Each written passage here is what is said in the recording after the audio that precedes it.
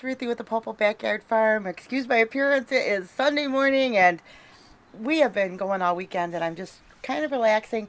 But my husband, Clay, bought me 25 African violets. And I just love African violets. I wanted to do a series for you guys on African violets, how to grow them, how to plant them, and just how to propagate them. So, and also too, how to water them. So today we're just going to kind of do a little preliminary on the I guess our intro on African violets. So I bought these at a local gardener, and we basically called and ordered 25 ahead. And so he was able to get me like four varieties, six total. But let me start and show you what I have. I don't know the names of them all. I have to look them up. But first of all, we have this beautiful deep purple with a yellow center and a white along the edge.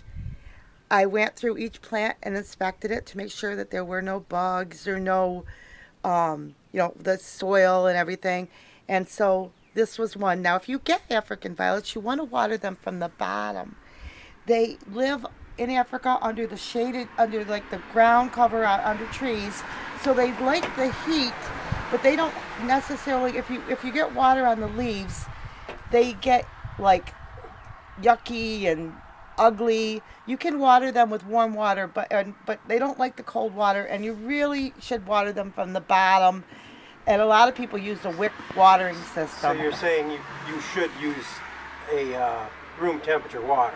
You should use room temperature water when you water them, and you should water them. So the idea is you probably should take and draw your water the day before you water them. That would be a good point. So they're at room temperature. And if possible, rainwater would be the best. And so here's another one. This is a purple with the yellow center. And they pretty much all have the yellow center. Yeah, that's true too. So, and then here's another one, purple. Pretty much like the other one, but it doesn't have the white on the end. Pink, which is my favorite color. They were able to get me a lot of the pink, which I was really happy about, because I want to decorate my house with African violets, because Clay knows I love them. And here's another medium purple. That's a light purple. That's pretty. It's very pretty. And then I have a white. Now in the past, I don't know why, but it always seemed like white was a hard color for me to get at the local grocers and things. So. But you only got one this time, too. Yeah, I only got one this time. So most of these colors that I have today, you will be able to get locally at your grocery store. If you want to get into something special, you can go online. There's lots of places that sell them, and eBay and things like that. But if you just want to get a nice African violet, they run about $4 for this size. You can pretty much go to any grocery. That's about a 4-inch pot. About a 4-inch pot. Now, you don't want to get the leaves. So what is with the numbers here, Ruthie? Okay, the numbers.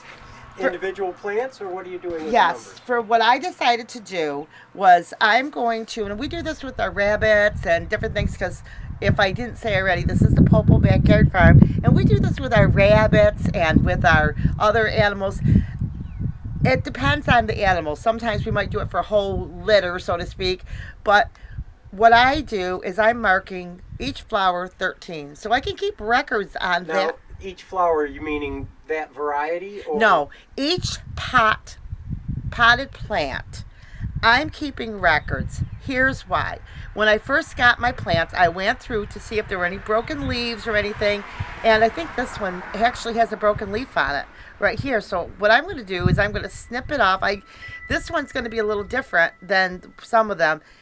If I snip it off right here in a diagonal cut, I use scissors. If the leaf was attached, I could put it in water in a cup with foil on the top and propagate that color. So this way I know that I got that from that plant. Now, in this situation, I'm going to cut the leaf and I'm going to stick it right in dirt, and it will make babies from that. So if you want to propagate your African violets to get more African violets, and they make beautiful bouquets.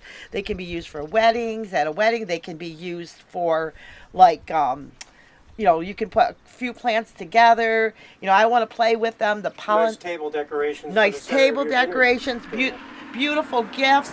But if a leaf falls off, I want to know which plant it fell off of, what color it was.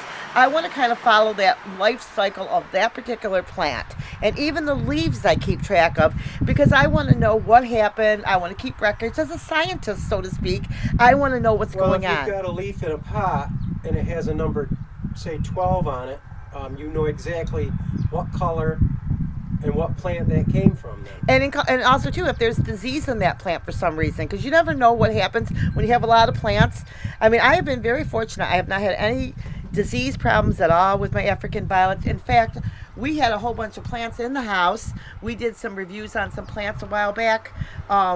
With Lowe's, actually, they gave us a bunch of plants, and it wasn't Lowe's fault. It was that all the plants died because there just was not enough lighting in our house. I think everything pretty much kicked the bucket, but our African violets did not. But I have a few African violets in the house that were neglected poorly, to be honest with you, because when we got Mr. Kitty, and Mr. Kitty is no longer with us, I had to bring all the plants outside because Mr. Kitty had a ball with them. So I said, well, I didn't have that many African violets to start. I think I had about 10. So I said, I think I'm going to just reboot my African violets. African violets will last forever. So, Clay has informed me that that since Mr. Kitty died and Storm, our dog, passed this last year, it was very unfortunate that both of them passed the same year, that we're not going to be doing any more dogs or cats. House animals. We of course have Wilbur, our guinea pig, but it's mainly just because it's so heartbreaking. I lost a dog, Butch, like my 15-year-old Boston Terrier, a couple years before, and it's very heartbreaking. So I don't talk a whole lot about it because I love my animals. So anyway, with that, I can now plants. Now concentrate on your violets. And plants are good if you like to take care of things, and maybe you live in an apartment and you can't have animals. Plants can give that same kind of a caring. If you're the type of person that loves to care for people, love nature, or even if you're not, they don't necessarily love you back, but they do. They don't bite and they don't mess on the floor. And they don't poop on the floor. You don't have to clean up after them. But African violets, they pretty much like it dry. One of the things that I have found for my success in African violets is I do not water them unless they are bone dry.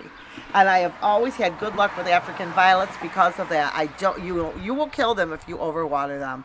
I don't water them. It is better to not water than to water.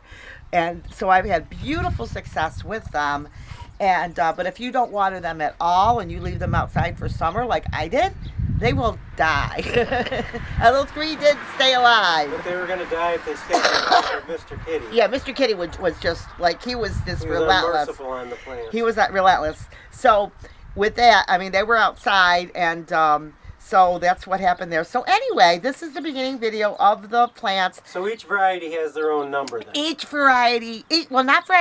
plant has its own number, because I want to know if that plant has any issues or problems with the babies. I want to just be right on top of it. And for some reason, one plant may produce more babies than others. It's like a science thing. So anyway, these are all the local ones. You can get them right at your grocery store. So, and they have many more varieties. Yeah. They have two-tones and everything else. So come on and join me. Get some African violets.